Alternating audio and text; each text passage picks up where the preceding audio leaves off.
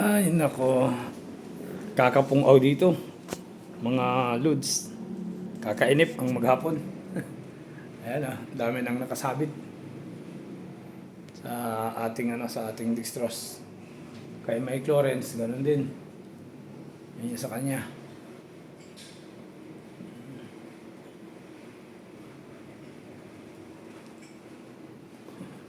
Parehas na kaming maraming nakasabit. Pero okay lang, tsagain natin dito. At kahit medyo nakakainip, wala tayong magagawa. Nandito na eh. So, kailangan na lang ang magpalakas ng konti. Sino kaya yung makakapagdala dito sa atin ng talbos ng papaya? Para mapataas ulit yung ating mga platelets. So, kumusta po ang lahat? Kumusta ang inyong maghapon, mga lods? Kami dito medyo inip na. Pero okay lang. Kalagang ganyan eh. Dumarating sa buhay ng tao ang karamdaman. Natatawa lang ako dun sa isang barabang awi na tao ni Ascutia. Dun sa isang video natin, ang komento ba ganun, yanaan niya yan. Siyanaan niya yan. Na gustong palabasin ay karma na daw. Kung di ba naman gago. Basta't mga galamay talaga ni Ascutia, mga may karamihan may mga sira ang ulo. Di ba? Oo, basta't galamay ni Ascutia, karamihan may mga tupak. Mga pangag. Mga mag-isip. Dito, karamihan ng mga na-confine ditong pasyente, puro dingge. Karamihan ditong ipinapasok, puro dingge. Kahapon may dinala dito, bata, 9 years old. Namatay din nung i-transfer sa ibang ospital. Medyo malala na yung tama niya. Kaya dito sa labo, nauuso na po ang dingge. Dito natin dapat mapakinabangan sa pagkakataong ito yung yaman ng LGU Labo. Di ba? Aanhin natin ang maraming asset kung marami naman ang mga nagkakasakit. So siguro dapat napagtuunan po ng pansin ang ating kagalang-galang na punong bayan. Ito pong mga problemang ito. Ano yung kanyang solusyon? Ma-identified kung saan yung mga barangay na maraming mga dengue patient, mga dengue cases na nadadala po sa iba't ibang pagamutan.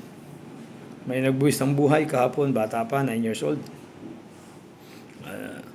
Nung dalahin dito, medyo malala na. Kaya inilipat ng ospital. Ayan problema. Paglipat ng ospital, di na rin nakayanan noong bata. At yung nurse na anong sabi, namatay na rin daw. Kakalungkot. Napakabata pa. 9 years old. Kaya kami talagang kala ko ligtas na ako sa mga injection. Dami. Yung ibang mga in-inject sa akin, ang hapdi. Masakit na maigi sa ugat ng braso. Ayan o. Tapos may mga nakasabit pang mga ganyan. Tapos may mga pain reliever sa mga antibiotic. Kala ko yung makakaligtas tayo. Pero talagang ganyan na. Ang importante, buhay po tayo at malakas. So, dun sa mga kaibigan po natin, mga nagpapaabot ng wish ng agaran po nating pagaling, maraming salamat po sa inyo. At dun sa mga kaibigan din naman po, nagpapaabot ng tulong, maraming salamat din po sa inyo. At hindi nyo ako nakakalimutan, mga kaibigan po natin. Thank you very much po. Sana pagpalain pa kayo ni Lord. Yung mga nagpapaabot po ng tulong ng mga kaibigan po natin. Maraming salamat po sa inyo. Di ko po kayo makakalimutan. Di ko man kayo maisa-isa. Pero alam po niyo kung sino-sino po kayo. Thank you very much po sa inyo, mga Lods. At siguro, okay, hanggang dito lang muna tayo.